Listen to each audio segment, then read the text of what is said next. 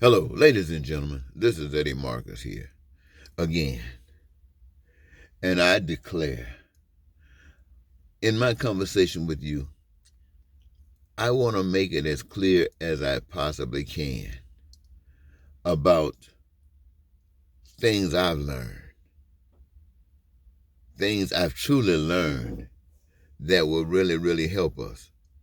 For instance, I've been married twice. My second wife, I think I was 32 years old when I got married to her.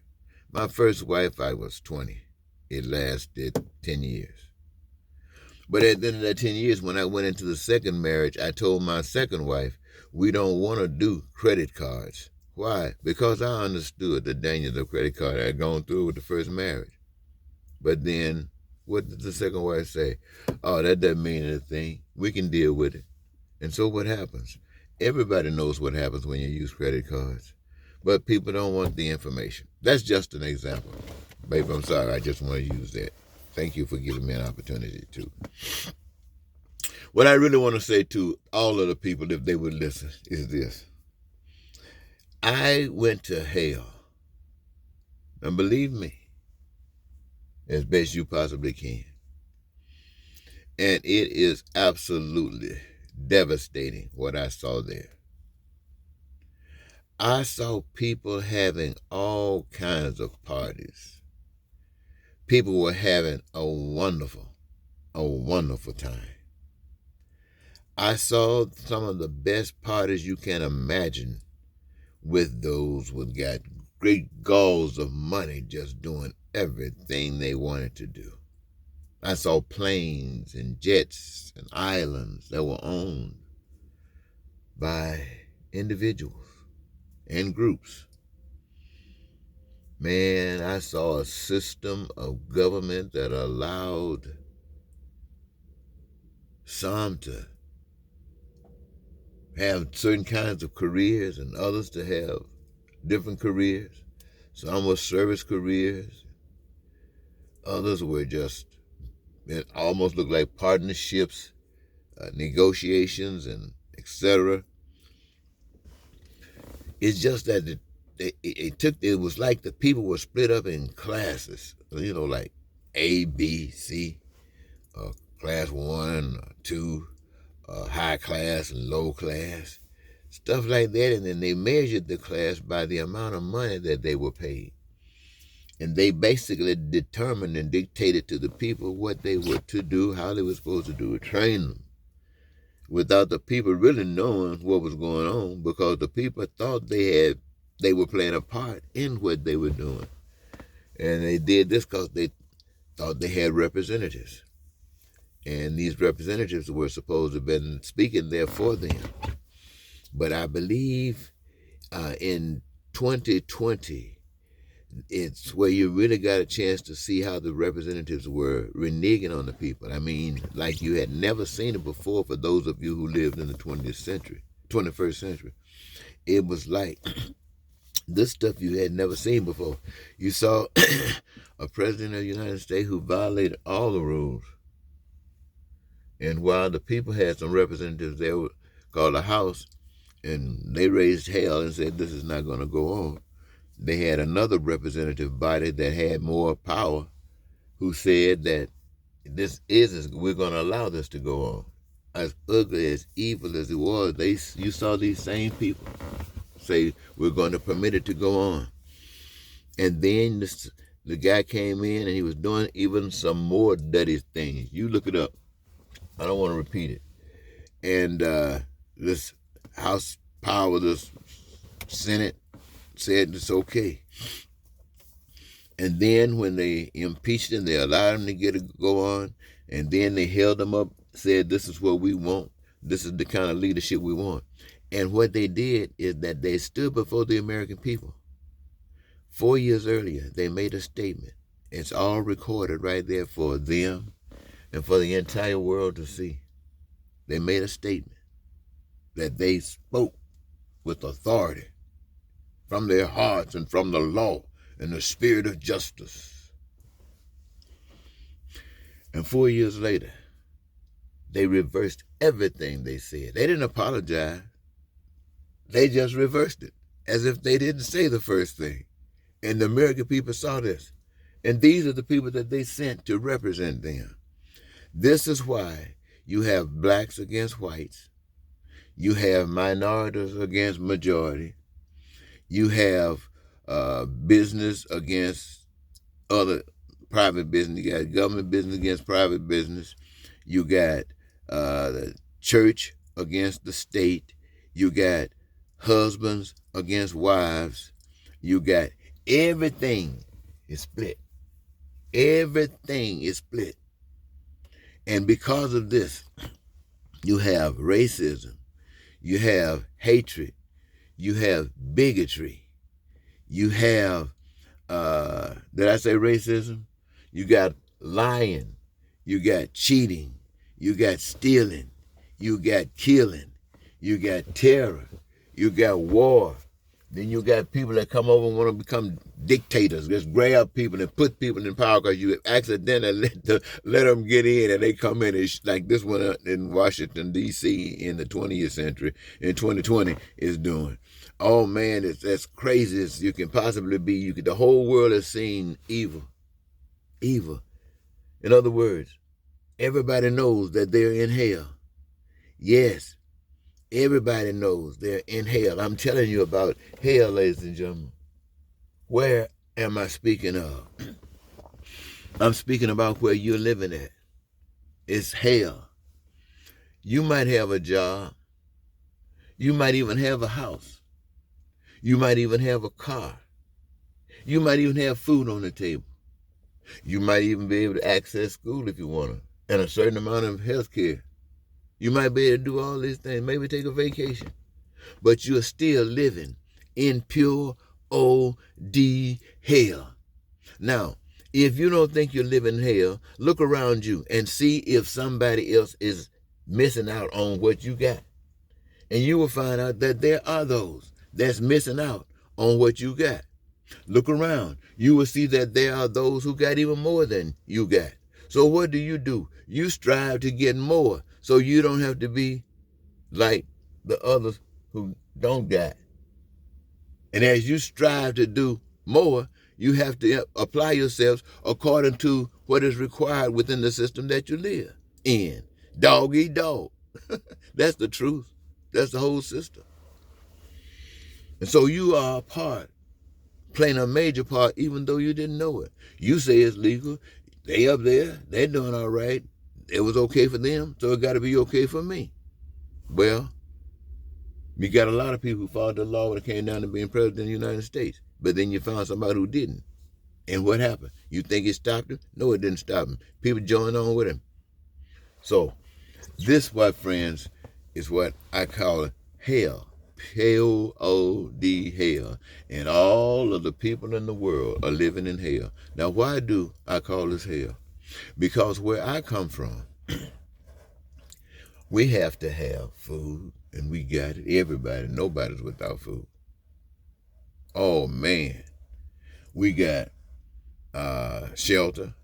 You talk about mansions, we got the most beautiful homes you can imagine. And all of the things you can imagine in your house, we got it where I come from. We got the most beautiful infrastructure you can imagine. Yes, I said you can imagine. That's the only way you could, especially here, could have an idea of what it is through your imagination. Transportation. We have freedom. Our needs, our wants, our desires are met. We're prosperous. We're at peace. We, my friends, have all access to education that we need. We have health care from the womb to the tomb. It's so almost like laying on hands as far as dealing with sicknesses. And the reason is because each of us got a career of our own choosing. It allows us to be who and what we are, because that's what we were made to be. And we got one power over us, and it is an invisible power. We can't see it. There's no human being. There's nothing like that. It's an invisible power that all of us can turn to. Ain't got no face on it. Nobody's trying to mislead anyone. It's an invisible power that each of us have connection with, that guides us, that feeds our spirit, allows us to understand what is beautiful. And we don't have to try to deceive anyone. We don't have to try to do any of those things. So that's the world that I choose to live in. And I want to tell you, people here on the earth, that yes, though you're living in hell, that world is there for you if you choose to live in it. But it's not there for you just because you call yourself a good person. No, you have to choose to live in that kind of an environment.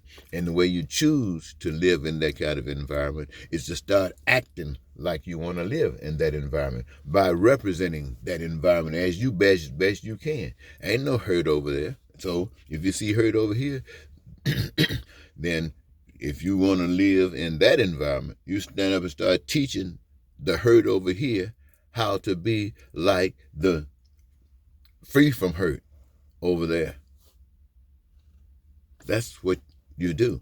That's your evidence. That talking don't mean a thing. Going to church, giving preachers your tithe and money does not mean a thing. Saying you're speaking in tongues does not mean a thing. Reading the scriptures all the time does not mean a thing if you can't translate that into love. And see, that's what it's all about. This is why we talk about God. But see, when you don't believe in God, and since the world is like it is, what can you do? What can anybody do who sees the true world that I just shared with you, where I'm from, where most of you are from? Well, in fact, where all of you are from. So really what I'm actually trying to do is remind you of that world. But how do you, been educated like this, how do you get from this? Because some of you are ready to kill. You're not thinking about leaving this hell. You got your guns and you got your flags and you got your lamps and you're walking around ready to kill, going around people trying to intimidate folks. These are the folks who are so far away from the truth. It is absolutely pathetic. They are our sisters and brothers, none the least. And they have suffered a greater suffering than most of us. So their pain is deep. Anybody walk around picking up guns talking about killing somebody, they got a deep pain. They got a deep pain. So, what do you do with the people who are not so ready to go to hell so fast? Well, you do the same thing you do for one, you do it for the other. You have to lift up the world they came from. Let them know that even here in America, on this earth today, all the people on the streets who are homeless can have homes, and they should have them first. And when they get these homes, listen to me, ladies and gentlemen, I'm talking to you. In the spirit of love, they're talking about now all of the veterans should be housed. Yes, all of the veterans should be housed. None of them should be homeless, but neither should anybody else. And in your being housed, you should be able to go to these appliance stores and find the best appliances that you want in your home. They got some beautiful stoves and microwaves and dishwashers and refrigerators. And, oh, man, they got it all laid out. You got the kitchen. They got your bathroom. I mean, you ought to just go check it out. And any of this stuff you can have in your home. You should have it in your home. It was made for you to have in your home. Not only that, your home can be magnificently built. Garage, and that kind of car access that you want. And you can interchange it anytime you get ready. And yes, there will be so many cars out there till we will be forced to find new means of transportation. And that is the purpose of imagination. And that is the purpose of growth. That is the that is the purpose of progression. To move on. So I'm saying to all of us today, we are living in hell. I don't care where you at. I don't care what you think. We're living in hell. All of us came from a place, a much better place than this. How and why we got here, I really have no idea. I do know why we're here. We have to create. We came here with nothing but what was given. And we had the ability to create heaven or hell. And we have created hell. So now if we want to get back to where we come from, we got to create heaven, or we got to stop going giving life to hell and start trying to create heaven. And I'm going to tell you a little secret. I don't know if anybody else is going to tell you this. But you must be committed to love. You must be committed to the way of life of God, to the death. You must be committed to the death. Let me say it one more time. You must be committed to the death. Now, what does that mean? You know what it means. And you know what your reward is? Exactly that heaven that you were planted for. Now, many of you are Christians. You don't know. Y'all have given all kind of excuses of what it meant when Jesus died on that cross.